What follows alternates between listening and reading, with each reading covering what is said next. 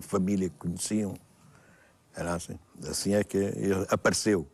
E o grupo do Daniel Roxo era especial, era um grupo de facto muito bom, que o Daniel dominava bem, porque falava perfeitamente a língua deles. Para o caso, no Exército, aquilo que era importante que o Roxo e o grupo do Roxo fizesse era obter informação. Isto é, eles tinham capacidade, porque conheciam o terreno e eram dali, de entrar nas áreas onde havia guerrilha, conheciam as populações e, portanto, eles eram excelentes elementos de informação. Comigo era assim. Eles iam vender para o mercado e eu ia comprar.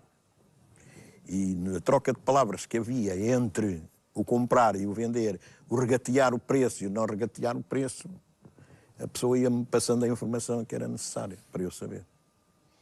Essa informação depois era encarreirada ou para os serviços centrais de coordenação de informação ou para a DGS. Que eles não faziam apenas reconhecimento e obtenção de informação, eles também intervieram em ações de combate direto e faziam depois também uma parte de guerra suja, que era deixar minas, deixar armadilhas em determinadas zonas e portanto, terem, através destas ações, um papel relativamente importante na condução das operações.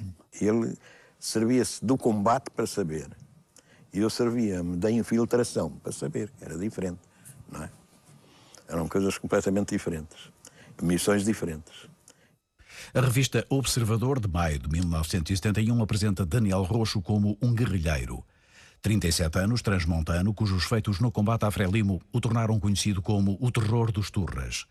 Munido de armas automáticas, tal como os graduados do grupo, comandava 30 nativos, inicialmente 18, armados com espingardas Mauser.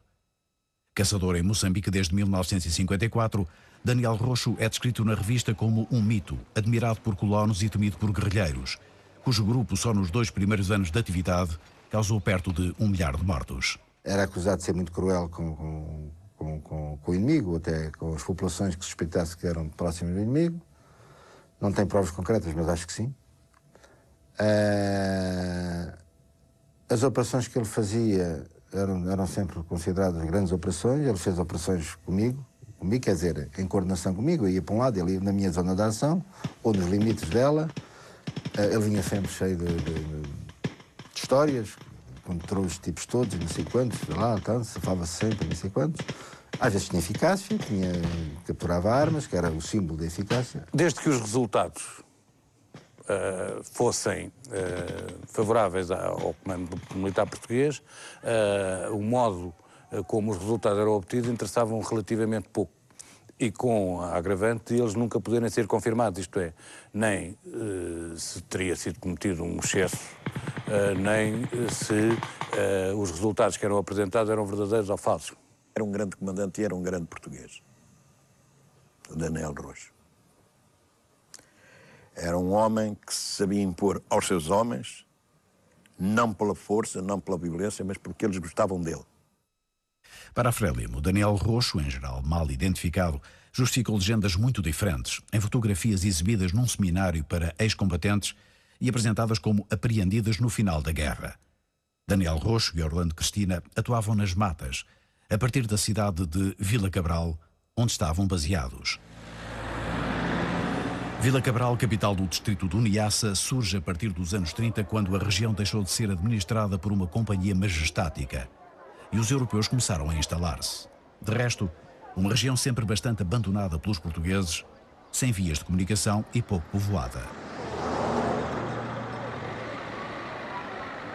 Com cerca de 37 mil habitantes em 1970, Vila Cabral fica a 100 quilómetros da península de Metangula, cujo porto se torna capitania a partir de 1954, quando parte das águas do lago Niassa passam a pertencer a Moçambique.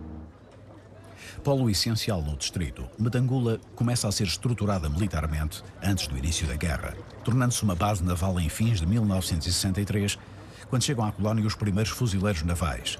Uma parte vai precisamente fazer a segurança do lago, que disporá de uma embarcação construída propositadamente para Metangula, a lancha de fiscalização Castor. Ficará ligada ao início da guerra em Moçambique, ao ser atacada em 25 de setembro de 1964, em simultâneo com um assalto ao posto de Kobwe. A guerra desenvolve-se então no Niassa, tal como em Cabo Delgado, a partir do Chai, onde tinha começado. Das suas bases na Tanzânia, a Frelimo introduzia em Moçambique grupos armados, a que juntava guerrilheiros recrutados no interior. No Niassa, abriu 3 frentes no primeiro ano. Com o objetivo de ligar o norte e também avançar para sul, começou por reforçar o pequeno grupo que fizera os primeiros ataques e que estava em risco de ser neutralizado. Partimos no dia 1 de março de 65 de Congua, acompanhados pelo comandante Samuel Felipe Magaia, e entramos para a frente do Niassa e fomos reforçar de facto o primeiro grupo, que estava já em condições não aconselháveis, porque era um grupo de 11 pessoas, era um grupo muito pequeno, estava a ser seriamente perseguido. Se encontramos numa situação de terror, porque a tropa colonial tinha destruído muitas casas, tinha queimado muitas casas, tinha bombardeado muitas povoações. As populações estavam a começar a fugir para o mato. Então, no entanto, é por isso que o primeiro grupo que iniciou a luta pediu, então, o reforço. E nós aparecemos, éramos cerca de 66 homens. A seguir aos primeiros levantamentos armados da Frelimo, o colonialismo português respondeu com bombardeamentos de napalm indiscriminados. Tudo onde houvesse lugar para deitar uma napalm, deitava-se napalm. Eu pessoalmente só usei napalm, eu e os pilotos, no norte de Moçambique.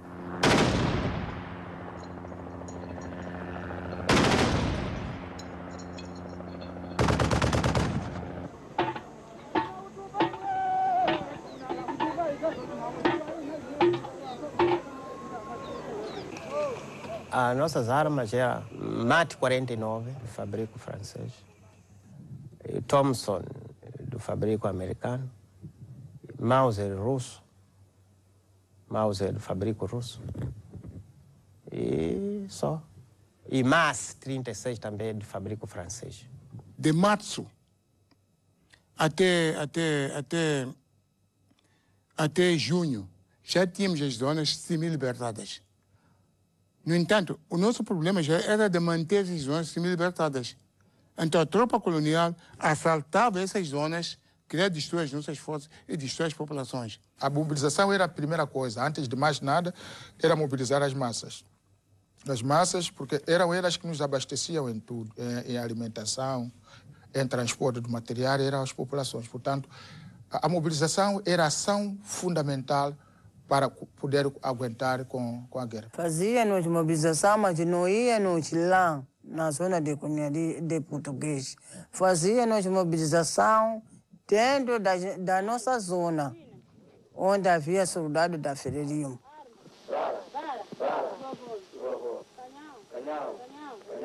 Canhão. Ver que essa zona é novo, talvez o soldado entrou agora, já abriram agora a zona, então a pessoa ia lá mobilizar a população, que não deveria assustar, não podia deixar aqueles soldados sozinhos sem terem nenhuma ajuda.